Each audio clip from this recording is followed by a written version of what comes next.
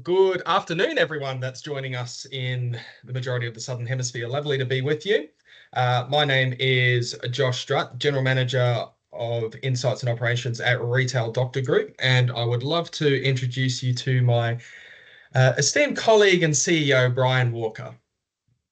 Thanks, Josh. Thanks, everyone. Fantastic to spend a bit of time together and share with you the results, the insights, if you like, of our Loyalty in Australasian Retail 2025, which is part of an ongoing program where we delve into the minds and psyche of consumers to really understand what loyalty means, the drivers of loyalty, and of course, their perception of retailer loyalty, and obviously business fitness steps to improve. So thank you very much, Josh. No worries. And so this session today should roughly run for about 35 to 40 minutes, and happy to chat through any questions that you may have towards the end of it as well. And yeah, look, great. Other than that, great to see, well, before we kick off, great to see some of the numbers jumping on the webinar. If you haven't downloaded a copy, feel free to jump onto our website and grab yourself one to read along afterwards. But other than that, without further ado, let's talk a little bit about the Retail Doctor Group background from Brian. Oh, well, we've been in business for 20 years. We're all about building transformative retail, but we do it from an insights as the foundation. So insights of customer, market, global, business trends, business insights, and we build out using proprietary frameworks, including the Limbic methodology, fit for business methodology, a real focus on insights meets implementation. So for us, we are the commercial partnership, if you like, of great research and insights driven by and led by Josh and our partners all the way through to our core expertise in building efficient retail channels. So thank you very much for today. And of course, customer plays a very big part in the radar by which we go into the journey of building transformative retail. Great. And we're very proud partners, actually, of the global group, Ebeltoft Group, that was founded, it must be getting close to 40 years ago now. And we share insights, research, strategy, white papers, retail tours with our fellow members of the Ebeltoft Group. And of course, we also work with them on global retail insights. So thank you very much to our partners at Ebeltoft for their contribution to this work. Nice.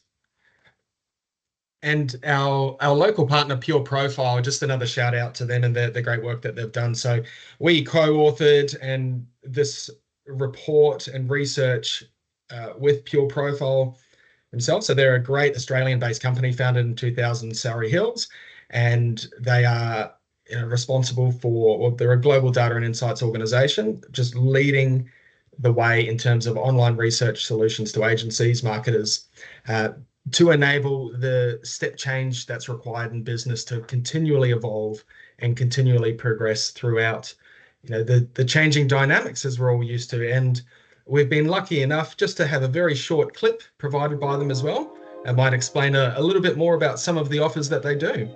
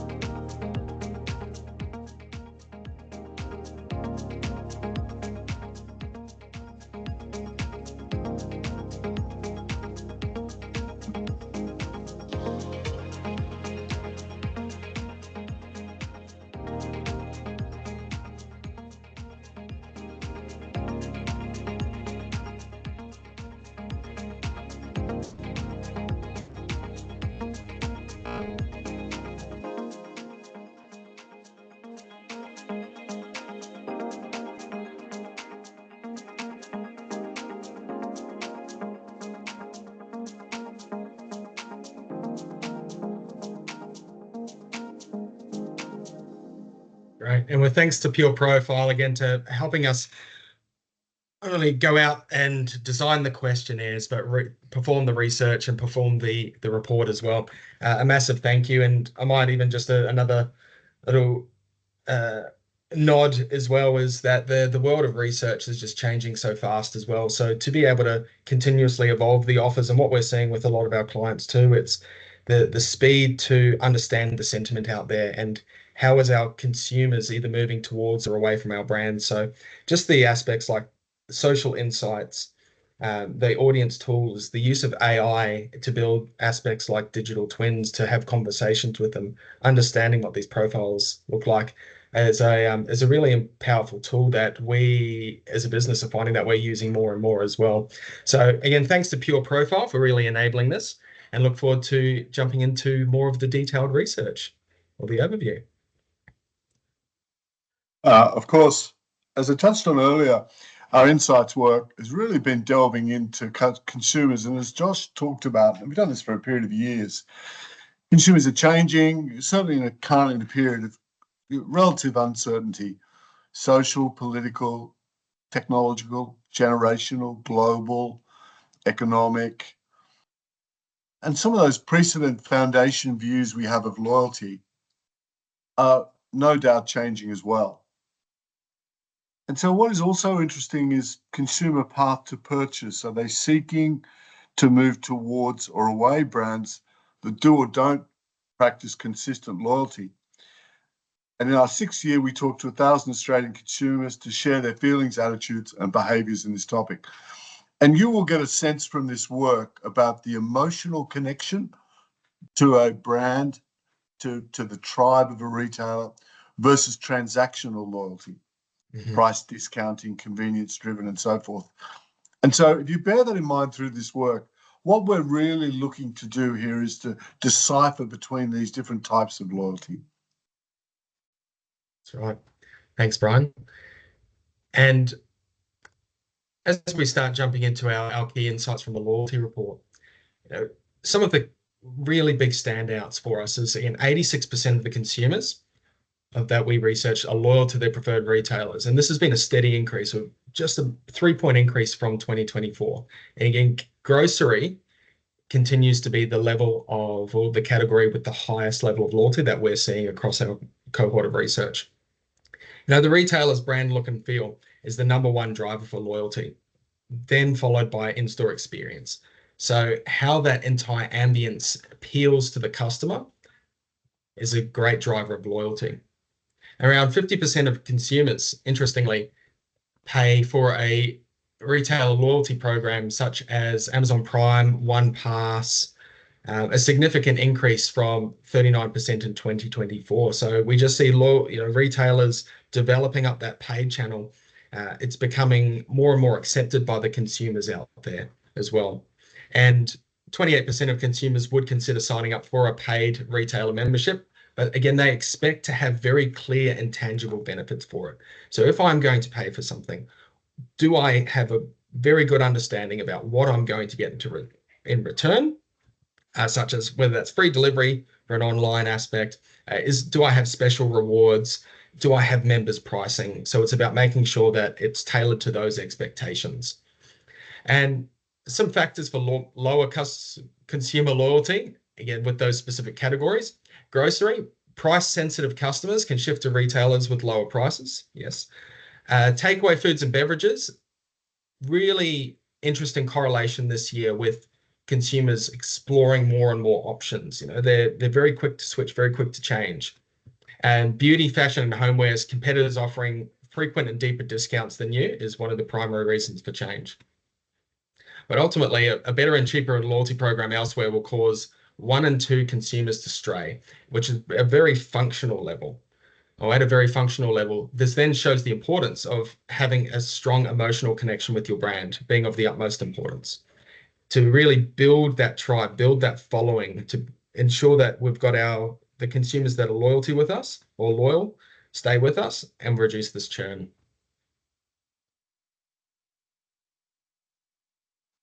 And so to build on this theme, what we do see is an increase in 2024 of consumers who are members of one or more loyalty programs, so 97%. But of course, the contextual piece is that loyalty program availability has increased also. So as a consequence, we see 35% of consumers have used loyalty programs more frequently, more on offer, they're using more frequently.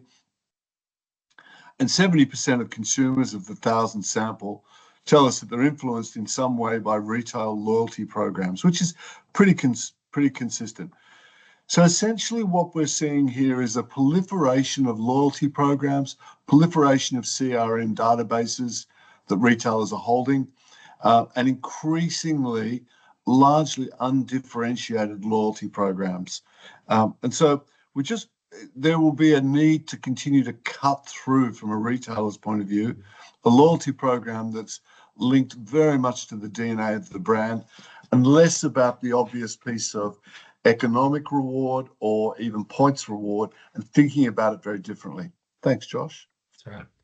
And what leads us into, how does this actually differ by consumer segment? So everyone is different, and different things appeals to different people. But delving into the data, we can really see that the consumer loyalty drivers change not only by age, but by gender, and also by personality. So what appeals to them? What do they like most about it? What do they really value as part of the experience? And what's going to connect them emotionally to and from brands? So at Retail Group, we use a methodology called Limbic Insights personality profiling to specifically build and understand these consumers on that emotional level.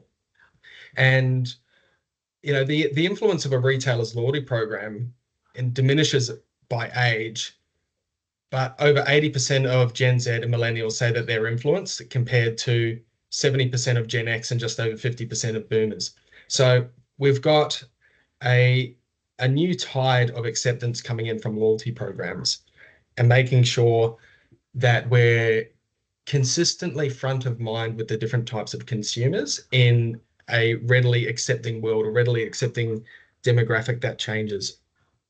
So one key aspect is to build consumer loyalty or customer loyalty. We must first create that emotional connection with our customers.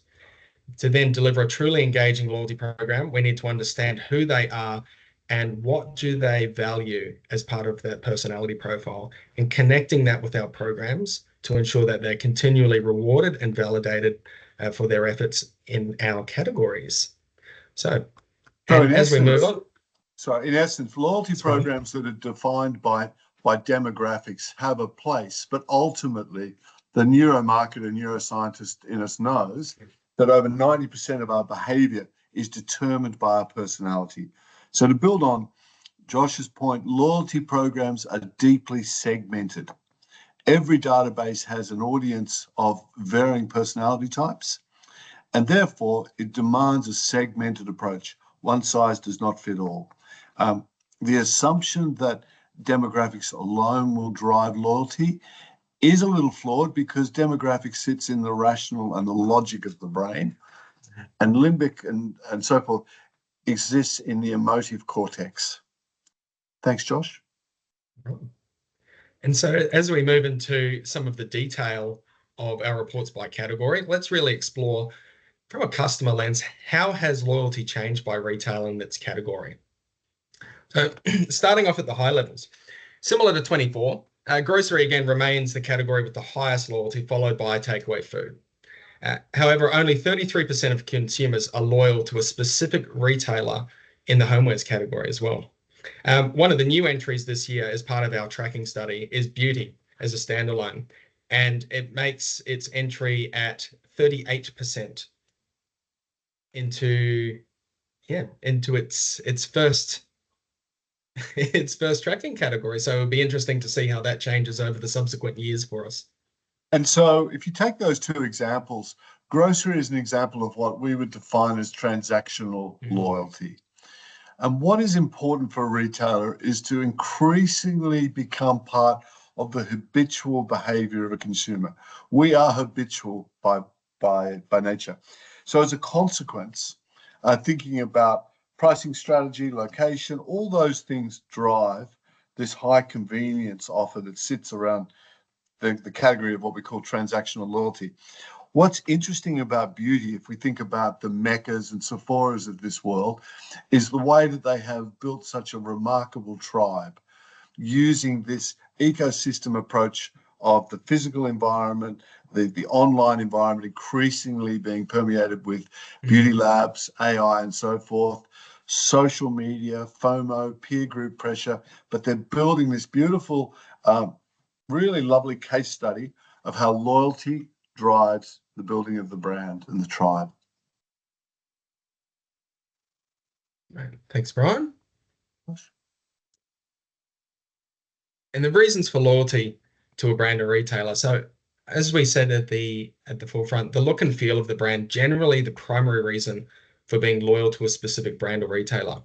And except for that grocery category where the first reason is already being a member of their brand or the retailer loyalty program. So other important aspects include in-store experience, low price, but the staff also play a much bigger role in all food-related categories, which we found quite interesting. Some of the key movements and highlights was actually in the takeaway food and takeaway beverages, where we saw quite a good change again, and I like the team. So takeaway food, takeaway beverages, did have the largest response to that, and also a significant increase from last year. And the takeaway beverage impact, which is really important as well, was their in-store experience. So homewares dominated that from an overall category perspective, but a close second was the takeaway beverages. So it's something that we quite consistently see across the research and the clients that we see. But it's really great to see some of those consistent results across the wider scope. Thanks, Josh. Okay, so why are some of our respondents not loyal to any brand, or they say that, of course. What's interesting, not entirely unfamiliar, price sensitivity remains a key factor behind brand disloyalty. In other words, at the transactional level, we are more promiscuous than ever. And we will look for different options, particularly when the economic cycle is reasonably tight. We're going to look for the cheapest option. We're going to seek out sales. We'll go online. We'll definitely look online and then purchase in shops as the dominant journey, customer journey. And of course, we're not only promiscuous at the transactional level, we're a little adventurous. Well, some of us anyway. So we're seeing that growth in takeaway food and beverage. As we see new entrants come into the market, we're seeing people trialing that, of course. And as I touched on earlier, grocery and takeaway beverages, location or proximity to the consumer plays a significant role. And so we're increasingly time poor. We know the offer, it's available to us before we even go into the shop. We're able to compare. And the respondents show us for the grocery sector a absolute hygiene factor that there will be a loyalty offer. And there generally always is when we're at the checkout. Thanks, Josh. All right, thanks, Brian. Okay, and just some of the highlights from that section, 80% of consumers state they're loyal to a brand in the categories analysed, and we saw that grocery sees the highest, some of the drivers behind that. Then significant factors of loyalty to a brand and retailer, the overall look and feel, the relationships with the team was really important as well. Again, 1 in 5 customers showing that the need for having a well-presented, well-trained, and well-engaged frontline team in those environments is of critical importance. And probably one of the key things to tie it all together is just the tip that we've included in here as well is, the brand and customer experience can drive customer loyalty more than playing purely on price. So again, it's how we can use some of these tools like the Limbic Insights and the emotional profiling to really help understand the emotional connection and how the brand resonates with the customers, leading to providing those offers that have the opportunity to increase their consumption, increase their loyalty as well. Okay. Okay. So now we move on to our loyalty program behaviors. And there were some really interesting insights through this part of the work as well. Okay, so retailer loyalty program influence. Essentially, what we saw there is very similar trends. What was interesting here was that what we saw here in approximately 50% of consumers in fashion, homeware, beauty, and so forth, takeaway beverages, stated that a retail loyalty program influenced their choice of retailer. Now, it didn't talk about the degree of influence other than it's influential. And of course, we saw this increasingly driving in the grocery category. We do think that the economic cycle plays an influence there. And we also saw the influence of retailer loyalty programs diminishing as age increases. So what we saw was a difference of 86% in the 25 to 34-year-old group to 53% in the 65 and over age group. So less shopping frequency probably as people get older, but at a much higher pitch of influence in those particular segments. And so clearly fashion and that apparel and so forth, those categories are really responding to the elasticity of loyalty programs. Thanks, Brian. Josh? Then, we talked earlier that over 70% of consumers are influenced by some way of the retail loyalty programs. And again, that's been pretty steady across the last 5 or 6 years. We saw a significant increase in influences me to visit more often. And we've seen a 6-point increase on that since last year. Influences me to spend more every time I visit. So I'm more comfortable with the surroundings. I understand who you are. I'm able to connect with you. And we've seen a 4-point increase from that. Influence me to recommend and talk about that retailer and with our families and friends. And that was another really nice touch point as well. It's because what matters to me from a consumer and what's important to me and what I connect with, I'm going to then tell my friends that I naturally connect with or who I naturally connect with. So if they're looking to go somewhere and they need a pair of running shoes, and I've had a great experience at one of the major retailers, let's just say, and I'm going to tell them about it. I'm going to recommend those great ASICS shoes that I've found, and I'm going to say, go and see Rav down at the local plaza, and he's going to be able to help you out with those. But what we also saw was that net decrease in it doesn't influence me at all. So what we're seeing is that we've got, again, a steady rise, and there is a direct influence with not only the frequency in how much we're visiting those retailers, but also how much we're actually spending as part of those retailers as well. One of the comments I'd make too is that loyalty is a circular feedback system. In other words, we also need to be measuring our ability to consistently deliver sales and service through our people in the shop front. Because much of this work now talks about how consumers are influenced, how they're influenced to visit, to spend, to recommend, to be advocates. But we also know from all our mystery shopping work that we're looking at 60, 70%, depends what it is. In other words, typically 2 to 4 customers every visit are disappointed to some degree. In other words, so we need to think of this as the promise made around loyalty, then the conversion of it into database, sales and service, whatever, sales and economic indicators or whatever that may be. Thanks, Josh. Thanks, Brian. And of course, what's also interesting is when we look at barriers, here we're looking at data that's really showing us some interesting trends.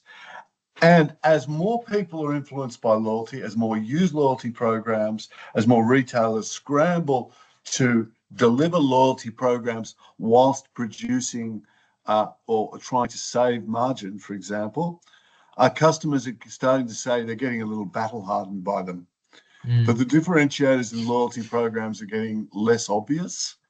the creativity of loyalty programs.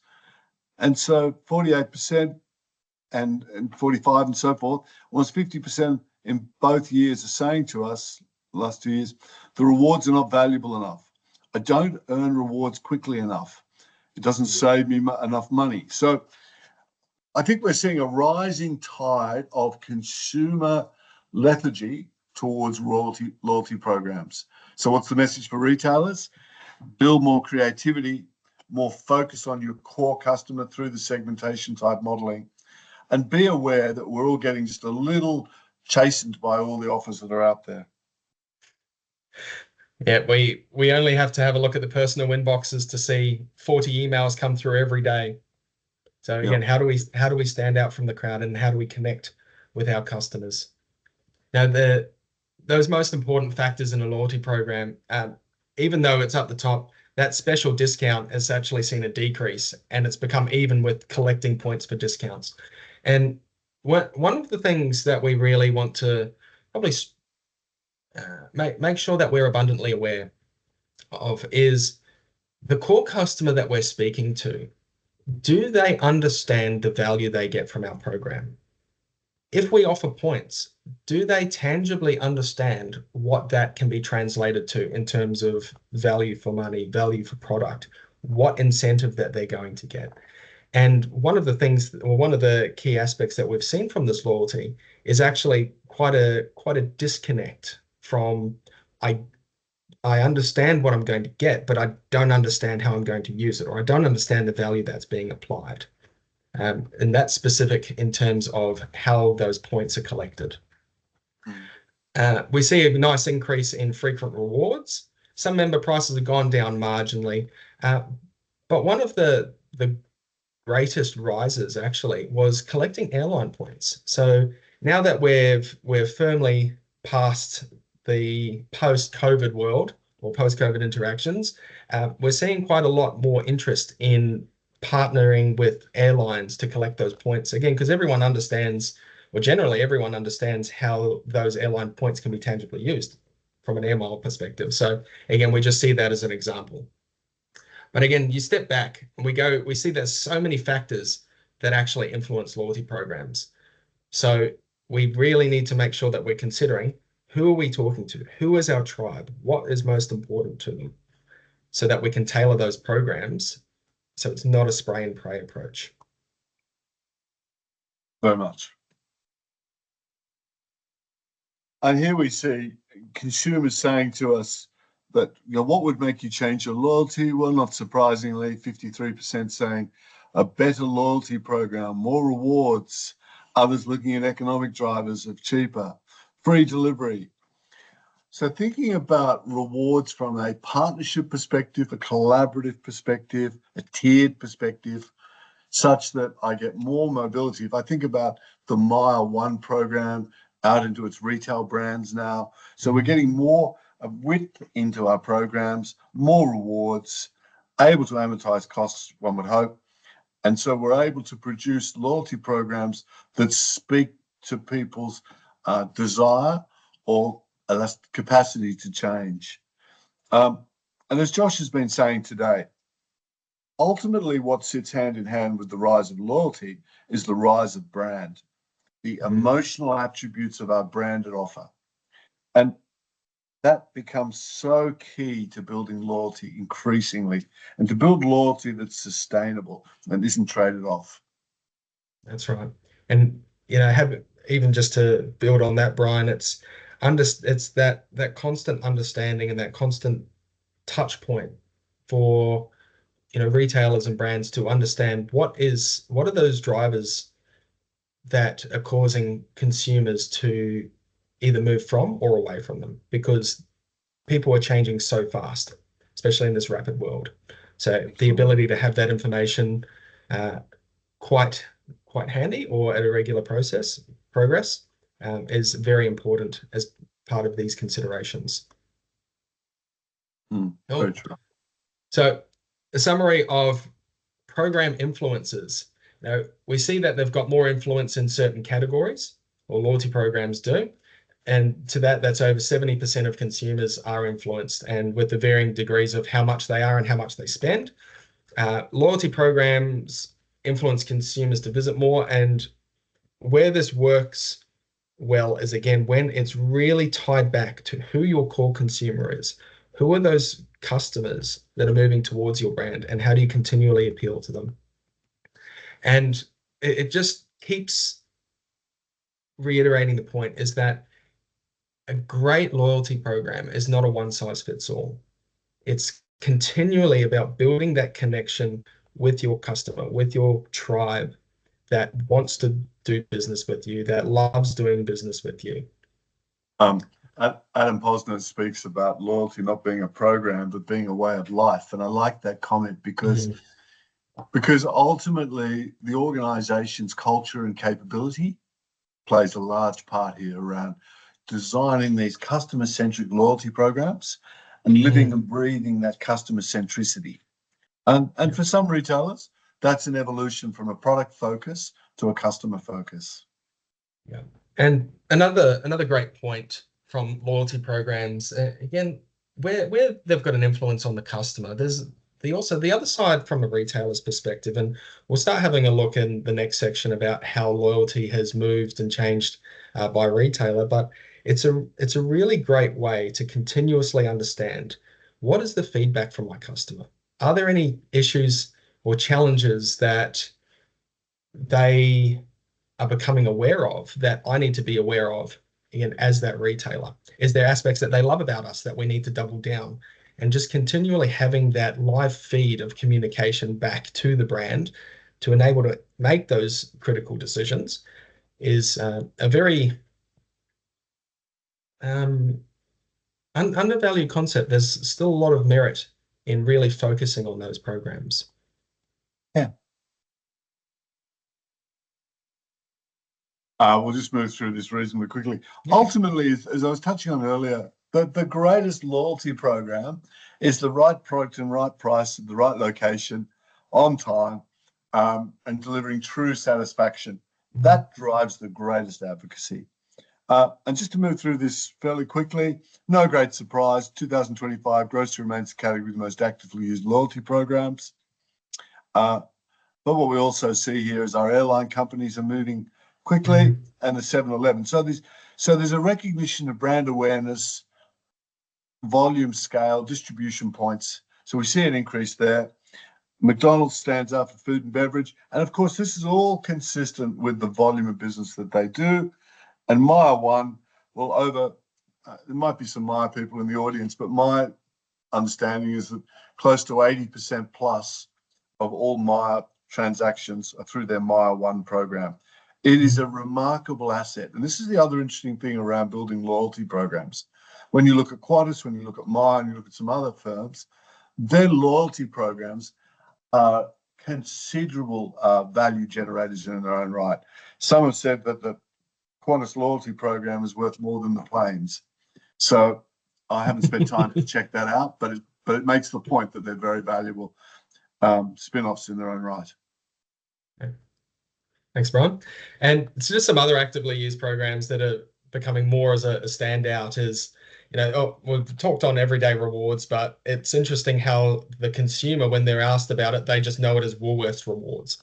Amazon Prime, we're seeing some good movement with aspects like IKEA, Red Rooster, and we can see that there's some few new entries in here. But overall, responses highlight the importance of the loyalty programs really across such different sectors and such different characteristics. So reflecting the individual preferences, interests, and shopping behavior. And there's just such a mix of programs out there for people to be aware of as well. So continuously, how do we stand out from these crowds? Of course, what we see here is very similar. Flybys, everyday rewards, really dominate the psyche of the Australian consumer in this sample. But look at Flybys, 15% greater. And again, I think there's a link to the economic cycle. Yeah. But have a look at Mecca Beauty Lip, featuring the top 10 rankings as favourites, even though they have lower consumer engagement. So they have raving advocates. This is what we want with loyalty. We certainly, we want advocacy from our consumers who want to belong to the tribe, who want to tell their friends, creating social aspiration. These are really key points. Yeah. Thanks, Josh. Yeah. And what do you like or what do you dislike about your favorite loyalty programs? Well, no surprises from a dislike perspective. The vast majority have none of the above, as they don't dislike anything. But again, it comes back to, we start on the negative side here, then lean to the positive. But I don't earn points quick enough. So again, what am I getting in return for doing business with you? Am I clear on what that actually means? And so it's not necessarily, when you really pull back that layer back, it's not necessarily the ability to earn points, but it's the value associated with those points. So how much am I actually able to get in return, use again with you? It's that tangible understanding about what that actually means. And same thing with, I don't earn rewards quick enough. That's a direct link as well. Whereas we have a look on the like side, it's the easy to use, how convenient they are. We want to be able to use our apps digitally. We don't want to pull out cards anymore. We want to be able to search our numbers. We don't want to have to be inconvenienced by anything along those lines. But then what we do want, again, we like the frequent rewards. We like collecting points, but we like understanding what they mean, as well as special discounts. And then again, transparency of rewards and progress. One of the key points I think Josh is making around this easy to use is simplicity and transparency. So consumers say to us, in a loyalty program, I really want to understand how simple it is to use, how spontaneous the rewards will be, and I want to have control in understanding that. I don't want to leave it to the retailer to maneuver or manipulate away from me the reward program. So when a certain airline changes its reward points schematic, it leaves the consumer somewhat powerless. When they make it more complex, it leaves the consumer powerless. So what they want to see is easy, simple, and please, I want to be in control as the customer. Yeah. And that's their key psychological drivers for these consumers. Thanks, Brian. And of course, this is just some really interesting qualitative stuff. And people saying to us, what are really the reasons to prefer that loyalty program? Well, consumers will go where they get the most rewards that make the most sense to them, but where they can trust the brand, the emotional connection of trust, value for money. Well, and by the way, whenever we do these surveys, there's always a certain bias towards value, price. But if you dig under that, what you see are terms like it's easier to use, it's easy to gather points. I get great membership prices. It's generous. There's another sort of emotive sense. Easy to use. So when you look at these top 9, what you see in at least 4 to 5 of them, it's easy to use. And I want you to make my life easier as a consumer. And loyalty programs can achieve that. Those that don't rate so highly. Right. Again, that's almost what we see in terms of reasons for not actively using loyalty programs. Look, and it really is that lack of alignment rewards programs with the need or preferences of that core consumer lifestyle. And addressing concerns related to the cost, convenience, perceived value could help enhance the effectiveness and how it's attracted. But ultimately, it just keeps coming back down to, from a consumer lens, do I understand what I'm going to get? Are you easy to use? And do you have an offer that's relevant for me and my emotional needs? Absolutely. And here we see that really we're starting to get some really interesting near capacity numbers, but essentially 50% of consumers say that they use their loyalty programs pretty well, about the same frequency and ratio. And without taking us through this, you could start to see, about the same, which is the grey. It's showing us that overall we're kind of rationally about the same as last year. But I remember that over 90% of Australian consumers have a loyalty program of some description. So acceptance is high, consideration is high. I do think consumers are saying to us that the subtext is they want something more innovative out of their loyalty programs. However, very consistent. That's right. And then nothing that we haven't talked about already or alluded to, but some of the influencing factors to use more programs more frequently. And we can see that I want to save money, need for discounts. Again, I'm saving my points for a specific reward process. They've seen a bit of a swap around in the last year for all loyalty programs. But look, we do see that when we even take some of the key considerers of everyday rewards, Flybuys, McDonald's, how different the use of those programs actually are. And how that then, when we stand back and actually think about how that's relative to the customer, it does actually it does start to make a lot of sense about some of those shifting perceptions around those retailers as well. Absolutely. And as we start coming towards the end of today's session. Well, of course, the world's getting faster and busier, time's compressing through the adoption of AI and so forth. Retailer conversations are getting more targeted, transactionally personalized and attempted. So we're throwing more at consumers at a faster rate to a cohort of people that have less time. But we still see loyalty. But the loyalty ultimately is either transactional or emotional loyalty. And when we see really great in-store engagement, emotional attributes to the brand, wonderful staff, we have all the elements of and the product, of course, of what it is to belong to that brand, Hugo Boss, Harley Davidson, Tiffany, whatever it might be, we will be an active adopter and we'll be an active advocate. Loyalty programs drive consumer behavior, but of course they want it simpler, less complex, more transparent, customer in control, more frequency and spontaneity of rewards, and making it a little bit more fun, a little less mundane than someone just at the cash register or point of sale system offering you some benefit or giving you some measurement that doesn't actually put you in control. Most importantly, as Josh has made the point today, one size does not fit all. And companies that are producing loyalty programs that are for one customer, when in fact they need to be segmented, probably to 2 or 3 different, in our world, limbic personality types, is incredibly important. Both age, social, demographic, and certainly personality-based profiling. Yeah, and the exciting thing, just before we have a look at the retailing opportunity of that, is, as we're evolving with technology, that process, although seeming very complex and complicated, is we're really starting to see some great work done in a lot of marketing tech stacks or MarTech stacks that are going to allow this as part of our businesses as well.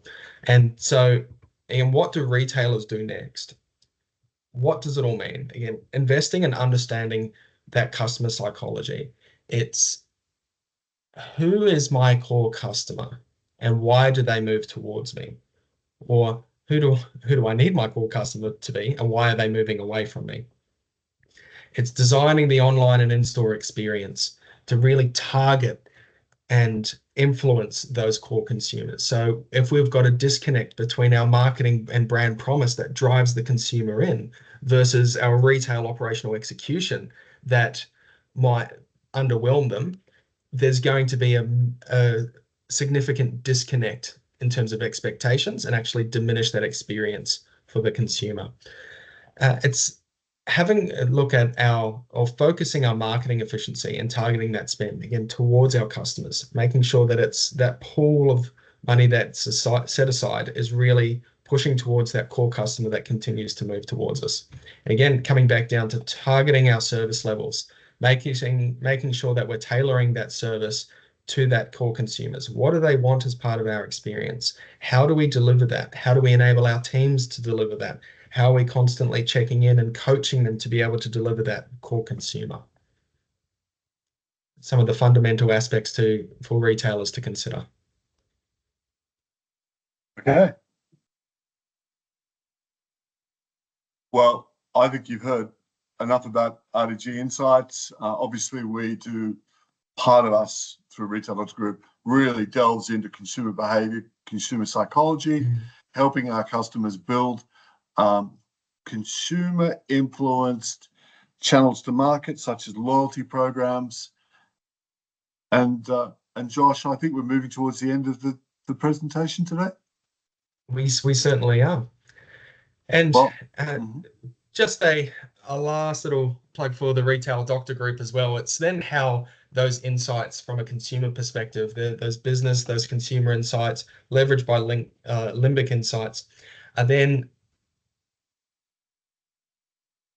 considered strategically as part of where our North Star is for the future of the business. But then also, how is that translated into my retail operations, my tactical delivery to the customer, making sure that we've got this interconnected operation that consistently drives the business. And thank you. As we now conclude our session today, so thank you to all that spent the time to join. One of the things that one of the aspects that we would like to offer those that are as part of this webinar is, again, the complimentary discussion about how you can learn more about the consumer insights and the power that can power your business and decision making. So feel free to email myself, josh@retaildoctor.com.au, and look forward to being able to set that up. Otherwise, we've also got the Retail Doctor Group hotline, not only the phone numbers on screen, but businessfitness@retaildoctor.com.au. So, and then enough from me, but a big thank you to, again, Pureprofile, that really enabled us to produce this report. And also thank you for our CEO, Brian Walker, to join us on our journey today as we explore the transformation of loyalty. Thanks very much, Josh. Thank you very much for being with us, everyone. Thanks to Renee, our marketing manager. Thanks to Kate at Pureprofile, the team. And we look forward to seeing you on the journey of building best practice retail.